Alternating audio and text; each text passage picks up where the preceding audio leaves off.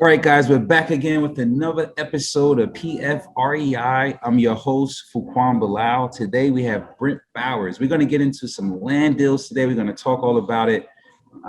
This is probably the third person that I interviewed that invests in land, and especially in today's market, I think it's very important that you guys start looking at this because a lot of people are hitting me up and saying I can't find any deal flow. I don't know where to find deals. My market is oversaturated, and people are not looking at opportunities in land, tax liens, and other types of things that I think they should be focusing on. So we're going to get into that a little bit today. So thanks for coming on the show. I really appreciate it. Tell us your story, your background. How do you guys start it? The first question I always ask guests, though, is why are you passionate for real estate investing?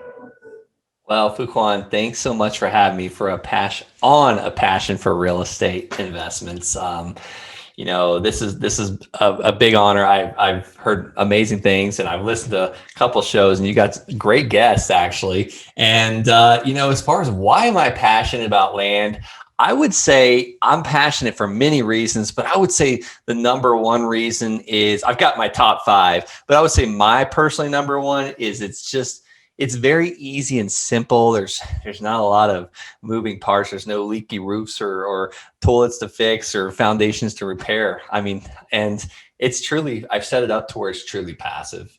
That's awesome. Now, you mentioned a few things that questions just randomly came off in my head. So this is a way for people actually to find an opportunity, wholesale it, or pass it on to someone else, or build on it, right? What are you currently doing with the land strategy? Are you just preparing it for the next guy who's going to build upon it, and you just make your money that way? How is it structured? I would say probably 90% of my 250 plus land deals now I don't do anything whatsoever to it. It's rural vacant land. I buy it at a massive, massive discount. And then I turn around and sell it to someone at a premium retail price that's looking for an affordable monthly payment, because each one of them is going to pay me for the next 5, 7, even 30 years. So, I would say probably actually 96% of them, we don't do anything whatsoever, but, take some photos, showcase it and sell it to an end buyer. There are those, infill and buildable lots that we pick up too. I love those. And I'll sell those to real estate investors or house flippers that like to build spec homes, and sometimes a developer. And then, we oftentimes a blind squirrel finds an amazing acorn, and we come across an amazing parcel of land in the middle of the city, and we look at developing it. So it's kind of, I didn't start there though. I started with the vacant raw land that I could buy for like, a couple $100 and sell it for $5,000. And then I built my income. I built my passive. I built my bank accounts, and I built my confidence. Most importantly, I know this show's got a lot of rock stars listening and accredited investors. So that accredited investor might just jump right into those developments or those infill lots, the bigger chunks, add a zero to it rather than the small little small stuff I was picking up. But sawdust shavings really make piles. It turns into $40,000, $50,000 a month in payments, and I'm not mad about it. Yeah, that's awesome. I like the strategy. Actually, you are seller financing these, so you find them, and basically you sell them with a payment, a cash flow payment stream. So you're just not selling it for a chunk of cash. You're saying, hey, let's create a 5-year payment plan. Let's create a 30-year payment plan so you can build those payment streams. I love that. When you look at land deals, a lot of people just want to flip. Yeah. But you're actually, and I'm thinking of a lot of different strategies. I can actually tie it under contract, and I can get the person to own to finance it to me, and then I can create a wrap and sell it to someone else for another, for a term. I love that arbitrage, Luquan, you hit it right there. This could be done with washing machines. It could be done with mobile homes. I don't care what the product is. I just picked land because I just love how clean and nice, and I'm a land lover. You could do this with bicycles. We're just getting one man's trash or a burden and turning it into someone else's treasure and offering easy financing, a down payment. I generally try and get a down payment that, sometimes we get the down payment that's big enough to cover our purchase price, and the rest is all profit. And every deal my team does, we look at a 5 to 7, 30-year payoff. 5 years, kind of our minimum lately. But we know we're going to be paid for the next 5 years on this deal. We rinse and repeat. If we do that 5 times a week, that adds up very quickly at the end of the year. my mind is going crazy. I'm thinking about buying a land deal, owner financing it, and then selling to someone else, create a wrap. That's one strategy. Another strategy, I'm thinking of buying it, selling it to someone, owner finance, season it for a year, hypothecate it, borrow against that loan. Like my mind is just going crazy. Oh, brother, you're getting way complicated for me now. Like I'm just keeping it simple. My I'm gonna mind is listen to your show more often. talking about owner financing and note deals. I love it. So let's talk about some of the pain points that you look for to generate leads. Are you looking for people who have delinquent taxes on land? Maybe their family left it to them and they don't know what to do with it. Grandpa passed away and left, all these acres of land to their family. They don't know what to do with it. They don't know how to put it together and sell it. Is that your avatar? People who have those pain points? You got it. We look for pain point. Sorry. No, so how are you generating leads for land? Yeah, that's it. We look for pain points. How can we solve a problem? At the end of the day, we're just very highly paid problem solvers. In the beginning, I started out with just mailing tax delinquent land and people that were out of state, out of the county. I would mail the actual county held tax delinquent land. And a lot of people don't even know what that means. It's literally the land that's so inefficient. It's like there's an issue with it, or it's not buildable or accessible. Tax lien investors won't even buy those, and the county will get stuck with that. And that's the first list I hit. I mean, I would buy stuff for like $250, $285, $500, and turn around and flip it for $5,000, or seller finance it for, 500 down, 500 a month type thing. But I loved those pain points. But here was the problem with that. Those lists were so small. I would exhaust them very quickly. And I'm like, okay, let's move to the next county. So rather than doing that all the time, I actually just expanded and I mailed everybody. I mailed all the landowners. And what I found is there's landowners that pay their taxes that no longer want that land anymore.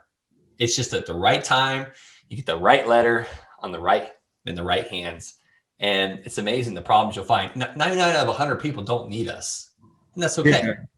Yeah. What are some of the challenges that you run into in this space? I know it's not all roses and everything else. Because every real estate investor have a challenge. What are some of the things that were really growing pains for you in this space? I'll tell you a challenge. I just actually read an email from my team. We've had a guy paying since 2016 on a piece of land, and it's actually a pretty good piece of land. I wouldn't mind owning it and keeping it myself, but he's about to stop paying on it because plans have changed for him. And it's under a contract for deed. So he's actually thinking he's just going to walk away from it. And he very well could. And we work with people however we have to. We'll modify the loan, you name it, because we own the land free and clear. I only have debt on a few of my parcels of land. But that's my biggest pain point. This guy has paid us over $6,000 on this piece of land. I purchased it for maybe $2,700, and I'm selling it for I think like 19 or 26,000. And that's my pain point. It's like this guy has been paying all these years and now he's going to walk away from it. So I don't like that part. And we've kind of figured out ways to get around that or to kind of lessen that or lower that amount of defaults that we get by getting bigger down payments and educating people. This guy hardly paid a down payment. So it's just, I hate seeing people walk away from something, especially when I'm already profitable from it. So that's probably the worst part about this business for me.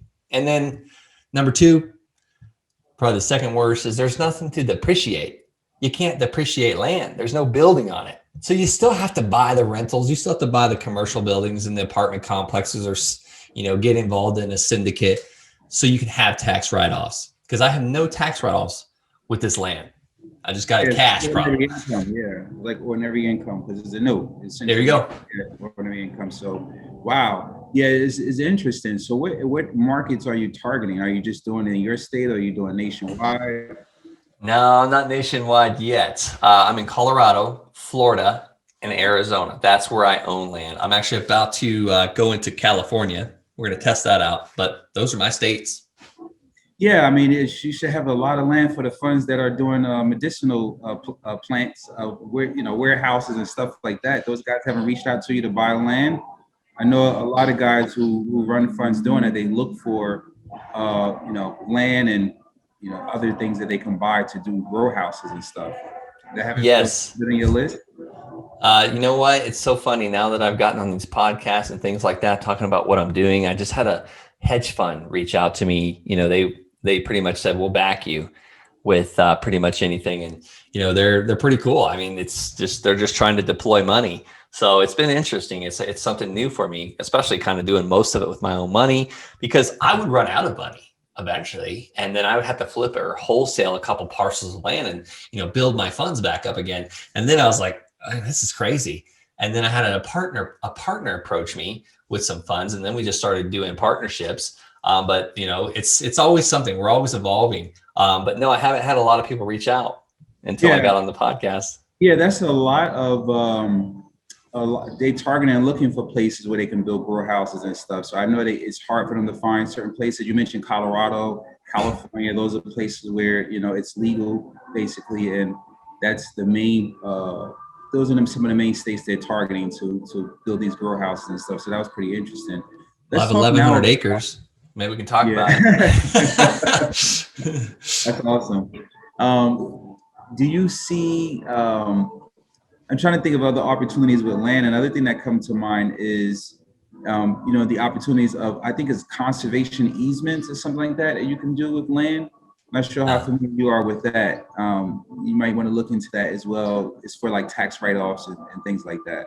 Yeah, I know there's a huge ranch that did that out here. I personally have never done it. It's so, and that's another one of my top fives why I love land. There's like virtually no competition because the sky's the limit on what you can do with it. You can go and, buy land and do conservation easements or sell to growers of whatever. And, I've got a friend that literally buys land or buys houses that have additional land with it. He'll flip the house and then subdivide the rest of it. It's just, that's his niche. I'm like, that's brilliant. Like, that's why there's no competition in this, because there's a million ways you can skin that cat. Yeah, I'm actually excited. For my first time in 21 years, I just purchased 2 acres of land. I know that's small probably compared to the stuff you buy, but there's a house already on the property, and you can build 3 other properties on this land. And I'm trying to figure out, do I want to build 3 other properties, or do I want to build duplex townhouses to maximize, the best use of the land? So I'm looking at opportunity. It takes longer because I'm used to getting in and out within 8 to 10 months. But those type of deals take longer to build. You got to get a planner. You got to go through zoning, approval. But, if you want to make the big bucks, it all takes time. But I definitely like the land concept. And like I said, I had 2 other people that I learned from as well, because I learned from you guys when I interviewed you guys and the different strategies and niches that you guys are in. And that's why I was asking for some of the challenges you run through in doing it. So if you was to say someone who's looking to get started, what are some of the pitfalls they would need to stay away from? Yeah, and if it's okay with you, I actually have a due diligence checklist that I give away, but I would say some of the pitfalls are, making sure that there's clean title. That was something that I ran into in the beginning dealing with this county held tax delinquents. $157,000 IRS tax lien, or I'm buying a piece of land from someone that picked it up on, to where they were paying the back taxes for many years, and they ended up taking it because it became deed eligible and they foreclosed on the land. So that's called a treasurer's deed. In the beginning, I found out that when I bought one of those treasurer's deeds in Colorado, especially, that title is clouded for 9 years. Either I have to buy it and sell or finance it for 9 years. And it's probably okay if you do all the due diligence and the title work, it's okay. But if anybody ever wants to borrow against that land or get title insurance on it or build a big cabin or whatever, we need a clean title. Are you buying a junkyard? Have you looked at Google Earth and seen what's on this land? Is it a huge crater in the ground? Because I was starting to buy stuff sight unseen because I was still in the Army. I was still in the military up until 2018. So I was doing this as an Army officer. So I couldn't drive to these places most of the time.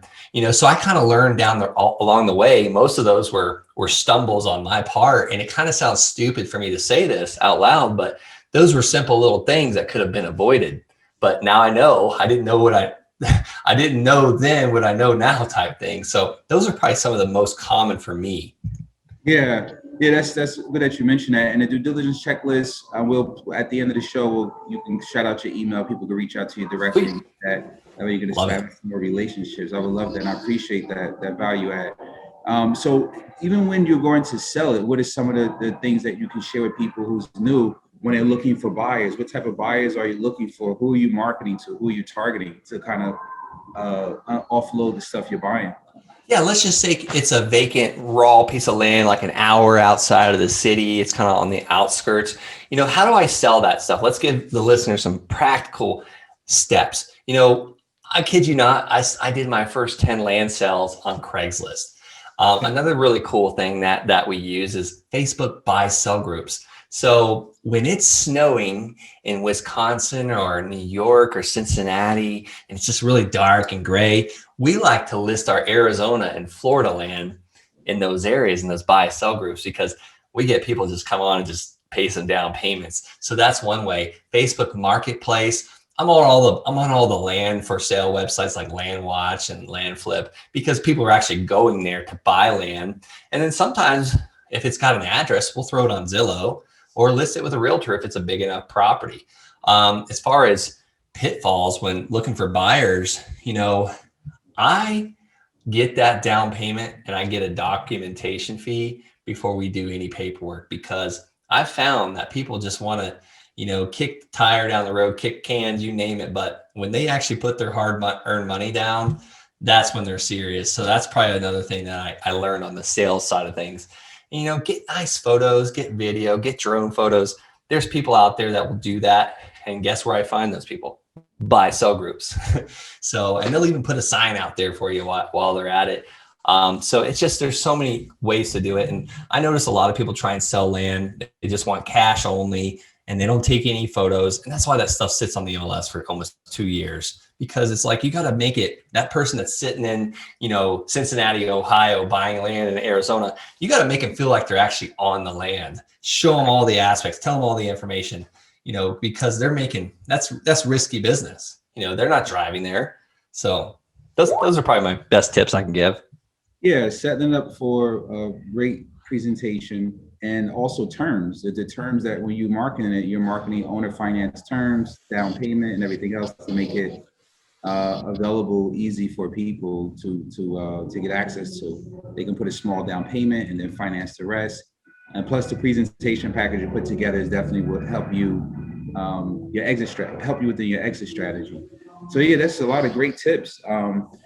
This is definitely an investment class that makes a lot of sense. So when the market started to increase, and I saw it 2015, I started to buy more flips, and I would say probably 2 years ago, I pivoted to tax liens, and now my pivot is going more to land, right? Because I don't want to buy deals off the MLS because it's overpriced. I would be a seller of those deals, of course, it's a seller's market now, but now I'm pivoting to looking at more land. In fact, I have my realtors looking for land in the areas where I flip houses so I can do ground up projects. So I Beautiful. definitely, appreciate you coming on and sharing some of your strategies. I learned a few things just talking to you in a few seconds, but I would say for those of you who catch this podcast, start looking at land opportunities, whether you just want to lock it up and offload it to someone else. There's a bunch of buyers out there for this stuff. Just because you're not aware of it, you can go to buy and sell groups and see the buyers that are available, see the conversations that are happening, jump into the different forums and educate yourself. So yeah, I mean, thanks for coming on the show. I really, really appreciate it. Any last words of wisdom for our listeners? And also No. let them know where they can contact you if they want more information to get that due diligence checklist. Yeah, sounds good. I would say probably my last words is you would be absolutely surprised who's looking for land. I say there's a buyer for every piece of land. I wholesale houses too, and I've been doing that for many years. It's not my favorite thing to do, but I've got a pretty extensive cash buyers list. And my cash buyers will reach out to us all the time and say, hey, what do you have that's buildable right now? Because they're so tired of going after the stinky old cat pee houses or fighting, with the whole, auction type mentality. So they're like, listen, I'll just buy a piece of land and I'll control the whole process from the ground up type thing. And then as far as where to get a hold of me, we talked about that due diligence checklist. It's the 14 items, and some of it is so basic on there, but it's like little things like when you have a checklist, it's like, okay, let's check them all. But it's if you go to thelandsharks.com/DD as in due diligence, thelandsharks.com/DD. I do ask for your email. I promise I won't spam you for the rest of your life. But it's basically put your email in there. We give you the due diligence checklist. And yeah, if you want to get in touch with me, I'm on Instagram. I love talking to people on there. Brent L. Bowers is my Instagram handle. Awesome. Thanks a lot, man. I really appreciate it. Another great episode of PFREI, Passion for Real Estate. Today we have Brent Bowers. Oh man, this was a great episode. I learned a lot, man. I appreciate it. You guys check us out on all of the social media channels, Facebook, Instagram, and all other 100 million social media channels out there. Thanks a lot for coming on the show. Another great episode. I appreciate it. Thanks, Fuquan. Have a great day and enjoy that mastermind.